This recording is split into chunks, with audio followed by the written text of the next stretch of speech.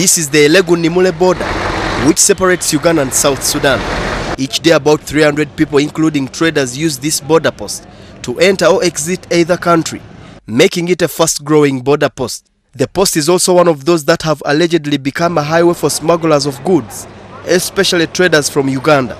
This really implies that we are not serious business people. If a businessman can sneak through a truck down, sincerely speaking, what kind of business person? I wonder what kind of business is going to be. The smuggling is not that much, but as you know, our border, it is marked by a river, which is a seasonal river, and then there are those other points where they use footpath to enter into Sudan. And they normally don't really carry so much of the merchandise. They carry small things, sometimes animals, sometimes some shop merchandise. At this same post, Ugandans with either illegal or expired documentation are said to make way into the new nation using a number of tricks. The complaints raised, there are those who counterfeit the documents, there are those with fraud, there are those come without a proper purpose, and for such issues we deal with them in collaboration and coordination with the Uganda immigration. All these are the fears that have pushed the two countries to invent ways to curb the increasing crime.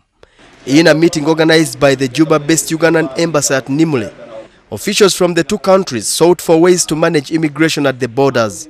The meeting, attended by a number of senior government officials, including immigration and security representatives, agreed to recognize travel documents for Ugandans valid for more than 3 months to be considered for a 3-month visa. Recognizing use of travel documents valid for more than 3 months to enable immigration officers to issue a 3-month visa. This means that a $50 visa to South Sudan permits Ugandan traders to operate without restrictions for 3 months. On smuggling, an agreement to enforce fines on transporters who collaborate with smugglers and human traffickers was reached at. The meeting also agreed to enforce fines on transporters who collaborate with smugglers and human traffickers.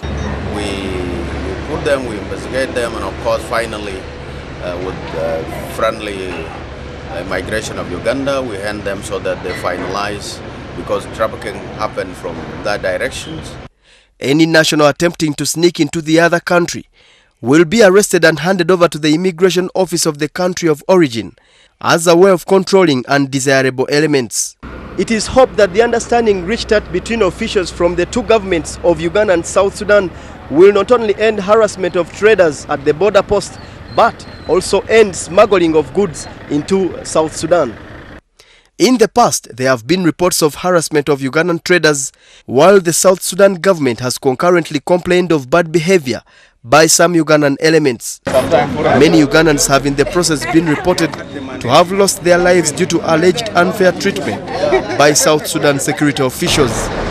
Negotiations between the two neighboring countries came in the desire for continued harmony.